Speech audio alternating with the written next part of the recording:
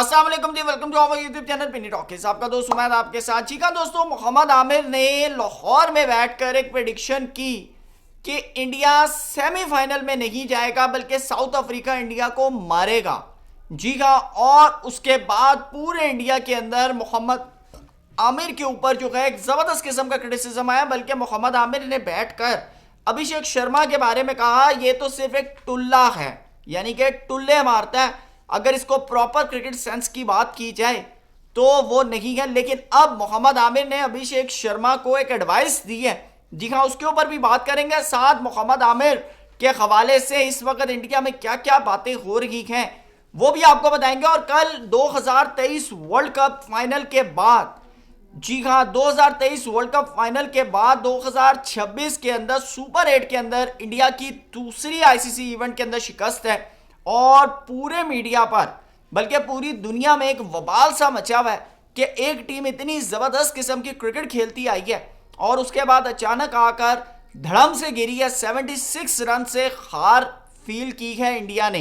जी हाँ, फेस की है इंडिया ने 76 रन की। तो इसके ऊपर भी आपके साथ बात करेंगे कि दुनिया के बड़े बड़े नाम, बड़े बड़े प्लेयर्स इसके ऊपर क्या अपडेट देते हैं। जी हाँ, चैनल पे नहीं आएंगे तो इसको सब्सक्राइब करें, वीडियो पसंद आए तो लाइक भी करें और कमेंट सेक्शन में अपनी कीमती राय से जरूर आगाह कीजिएगा।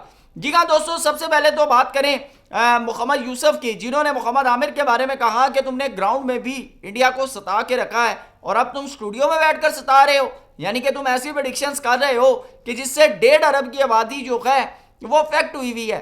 और इसमें कोई शक नहीं है कि मोहम्मद आमिर ने जो प्रेडिक्शन की वो बड़ी जबरदस्त किस्म की, उन्होंने टेक्नोलॉजीज के ऊपर जाकर बात की कि आप देखें कि इंडिया का जो टॉप ऑर्डर है, जिसके अंदर ईशान किशन है, जिसके अंदर अभिषेक शर्मा है, जिसके अंदर तिलक वर्मा है, अभी तक इन तीनों की आपस में कोई पार्टनरशिप नजर नहीं आई। कोई पार्टनरशिप जो है वो नजर नहीं आई। उससे पहले ईशान किशन पाकिस्तान के अगेंस्ट चले, अभिषेक शर्मा पिछले 3 मैचेस के अंदर डक के ऊपर आउट हुए लेकिन फिर आए और 15 रन किए। और तिलक वर्मा की तरफ से भी कोई बड़ी बॉल बारी जो है वो भी तक सामने नहीं आई। तो मोहम्मद आमिर ने कैलकुलेटेड, अगर कहें ना कैलकुलेटेड सारे मामला करके एक एज अ बॉलर, एक एज अ सीनियर प्लेयर, उन्होंने ये बात की कि भाई मुझे तो लगता है वेस्ट इंडीज और साउथ अफ्रीका दोनों इंडिया को मारेंगे। अब ये खबर थी, जी हाँ, जिसके ऊपर इंडिया से क्रिटिसिज्म आया कि तुम ये कैसे बात कर सकते हो, इंडिया तो बड़ी जबरदस्त किस्म की क्रिकेट खेल है। लेकिन उन्होंने कहा कि देखिए मैंने तो सिर्फ अपने तजर्बे के ऊपर बात की है। अब अगर ऑन द डे इंडिया अच्छा खेल जाए तो इसमें कुछ कह नहीं सकते। लेकिन उस दिन इंडिया खेला ऐसा कि भाई लगा ऐसे कि साउथ अफ्रीका के सामने भीगी बिल्ली बना हुआ है। अब इसके ऊपर रमीज राजा कहते हैं कि ये हार इंडिया के लिए बहुत जरूरी थी, कि ये जो सर पर चढ़ा हुआ था ना कि हमें कोई हरा नहीं सकता, एक एटीट्यूड प्रॉब्लम, अना अकड़ कह लें कि भाई हम तो शेर हैं। तो उन्होंने कहा कम से कम ये 76 रन की हार से ना इनके अंदर कम से कम थोड़ी सी ना कह लें सखावत आएगी, थोड़ा सा झुकाव आएगा, थोड़ी सी नरमी पैदा होगी कि भाई हमें भी हरा सकता है। उसके बाद शुएब अख्तर साहब कहते हैं कि भाई मुझे तो सूर्या कुमार यादव की कैप्टनसी में कोई प्लानिंग ही नहीं नजर आई। बॉलर्स उसने ठीक यूज किए लेकिन उसको यह पता नहीं था कि मैंने किस बॉलर को किस जगह पर यूज करना है। अब आप अंदाजा लगा लें, शुएब अख्तर साहब जो हैं वो ये कह रहे हैं। हरभजन सिंह कह रहे हैं कि भाई मैं तुम्हें क्या अक्लमंद कहूं कि तुमने अक्षर पटेल वाइस कैप्टन को ड्रॉप करके वाशिंगटन सुंदर को खिला लिया। यानी कि हरभजन सिंह साहब ये कह रहे हैं। अब विक्रांत गुप्ता जो कि बहुत बड़े क्रिकेट के पंडित माने जाते हैं इंडिया के, वो एक स्टेटमेंट पाकिस्तान के अगेंस्ट दे दें तो पूरे इंडिया में ठक ठक ठक ठक करके उसके ऊपर वीडियोस बन जाती हैं। वो कहते हैं मोहम्मद आमिर ने स्लॉगर कहा अभिषेक शर्मा को, तो उन्होंने कहा कि अभिषेक शर्मा की ये परफॉर्मेंस देखकर हमने बल्कि मोहम्मद आमिर के ऊपर एक बड़ा क्रिटिसिज्म किया। उनको इवन के कुछ लोगों ने गालियां तक दी। तो उन्होंने कहा अगर मैं अभिषेक शर्मा के स्टैट्स निकालूं तो फिर मैं उसे स्लॉगर ना कहूं तो क्या कहूं। अब आप ये देख लें, ये सारा सिनेरियो चल रहा है। लेकिन दूसरी तरफ मोहम्मद आमिर ने अभिषेक शर्मा को एडवाइस की है। उन्होंने कहा है कि भाई आपने 3 डक के बाद आकर जिस तरह साउथ अफ्रीका के खिलाफ अग्रेसिव इंटेंट के साथ बल्लेबाजी की, आते साथ ही आपने एक चौका दिया और यहां से ये तो कम से कम पता चला कि लड़का दलेर है।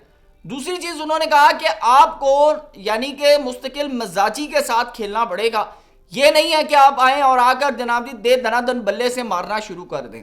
अब इस सारे मैटर के अंदर पाकिस्तान के लिए भी एक सीख है, वो भी आगे चलकर आपके सामने शेयर करूंगा। साथ अहमद शहजाद कहते हैं कि भाई जब अभिषेक शर्मा बल्लेबाजी कर रहा होता है ना तो हम इंजॉय हो रहे होते हैं, हम इंटरटेन हो रहे होते हैं, क्योंकि ऐसा मिर्च मसाले वाली बल्लेबाजी ना पूरी इंडिया के अंदर किसी के पास नहीं है। मेरे ख्याल से सेकंड पे अगर बात करें तो रिंकू सिंह के पास है। बल्कि पूरे इंडिया के अंदर एक और चीज आ रही है कि नंबर 3 पर बल्लेबाजी करने वाला विराट कोहली को रिप्लेस करने वाला अभी तक कोई नहीं आया। अगर आप T20 वर्ल्ड कप 2024 का फाइनल देखें ना, तो वहां पर भी ये चीज हुई है कि एक तरफ से इंडिया की विकेटें गिर रही थी, तो दूसरी तरफ विराट कोहली टुक टुक टुक टुक लगे हुए थे और एट द एंड उन्होंने पूरा मैच जो था वो फिनिश कर दिया था। अब ये दोनों सिनेरियो है। अब इसके अंदर जो सारी की सारी रिस्पॉन्सिबिलिटी आ रही है वो अभिषेक शर्मा के ऊपर आ रही है कि भाई आपने जो है ना बड़े मुस्तकिल मजाजी के साथ खेलना, ये नहीं कि आपने हर बॉल को उठाकर स्टेडियम से बाहर फेंक देना। अब इस सारे मैटर में पाकिस्तान के लिए क्या सीख है? पाकिस्तान के लिए सीख है कि पाकिस्तान ने 9वें नंबर तक अपनी बैटिंग पहुंचाई हुई थी न्यूजीलैंड के अगेंस्ट। अब आप अंदाजा लगाएं कि आप दो रेगुलर बॉलर के साथ, दो रेगुलर बॉलर जिन्होंने 8 ओवर करने हैं, उसके बाद आप 12 ओवर ऑलराउंडरों से सीना कंट्रीज के अगेंस्ट करवा रहे हैं, तो वो छोड़ेंगे? आप यहां से अंदाजा लगाएं। अगर मेरे ख्याल से कि अक्षर पटेल होते या कुलदीप यादव को भी ऐड किया होता इंडिया ने, तो मुझे नहीं लगता कि साउथ अफ्रीका इतनी आसानी से मैच लेकर जा सकता था। ये मैं आपको बड़ा क्लियर बता दूं। अब दूसरी तरफ मोहम्मद आमिर कहते हैं कि शिवम दुबे का जो रोल है ना वो फहीम अशरफ जैसा। वैसे मेरा पर्सनली मानना ऐसे नहीं है, क्योंकि शिवम दुबे बड़ी तगड़ी बल्लेबाजी करता है और फहीम अशरफ के कंपैरिजन में अगर आप बात करें, कल भी आप अगर उसको देखें ना, तो वो अपनी तरफ से मैच को करीब से करीब तक लेकर जा रहा था। अगर उसके साथ दूसरी तरफ विकेट स्टैंड करती तो हो सकता है वो चेस की तरफ भी चला जाता। हाँ, ये है कि शिवम दुबे से आपको बॉलिंग नहीं करवानी चाहिए, खास तौर पर सीना कंट्रीज के अगेंस्ट। आपको उससे बैटिंग का उसका रोल है, उसको बैटर ही रहने दें। दूसरी तरफ पाकिस्तान के लिए भाई ये सीख है कि आपको कम से कम 7 नंबर तक बैटिंग रखनी चाहिए। उसके बाद आपको प्रॉपर 2 फास्ट बॉलर 2 स्पिनर के साथ मैदान में उतरना चाहिए। पाली खेल के अंदर भी पाकिस्तान को जो है प्रॉपर, क्योंकि बैटिंग पिच है, तो जहां पर बैटिंग पिच हो वहां पर आपको कम से कम अपनी बॉलिंग तो पूरी रखनी चाहिए। तो ये पाकिस्तान के लिए जो है इसके अंदर सीख है कि भाई आपको इंडिया वाला तजर्बा नहीं करना कि आप यानी कि लंबी बारी ले जाए। मुझे अंदाजा आप देखें ना कि इस पूरे मैच के अंदर रिंकू सिंह को बल्लेबाजी नहीं मिलती, जबकि मेरा मानना है कि अगर रिंकू सिंह को ऊपर खिलाया जाए ना, तो इंडिया के ऊपर जो अभिषेक वाला जो इम्पैक्ट है ना, वो रिंकू सिंह की नज़र में भी नजर आ सकता है। तो अब ये सारे फैक्ट हैं जिसके ऊपर मेरे ख्याल से पूरे इंडिया के अंदर जो है वो क्रिटिसिज्म हो रहा है। बल्कि मोहम्मद आमिर ने खुद ये बात की, उन्होंने कहा कि हम लोग जब बैठकर बात करते हैं ना, हम लोग बैठकर जब बात करते हैं तो हम इंडिया की टेक्नोलॉजीज़ के ऊपर तज्जिया देते हैं। फॉल्टी टेक्नोलॉजीज़ होती हैं तो उसके ऊपर तनकीद करते हैं, अच्छी होती हैं तो उसको प्रेस करते हैं। जबकि उन्होंने कहा कि इंडिया के अंदर कुछ फॉर्मर ऐसे लोग बैठे हुए हैं कि जब पाकिस्तान का नाम आता है ना तो वो गालियां निकालते हैं। जबकि उन्होंने कहा कि ये ठीक नहीं है, हम में और इनमें ये एक बहुत बड़ा फ़र्क है। बहरहाल अब अभिषेक शर्मा के वाले से जो उन्होंने एडवाइस दी है, आप कमेंट सेक्शन में ज़रूर बताइएगा कि वो सही है या नहीं। Thank you so much. अल्लाह हाफिज़।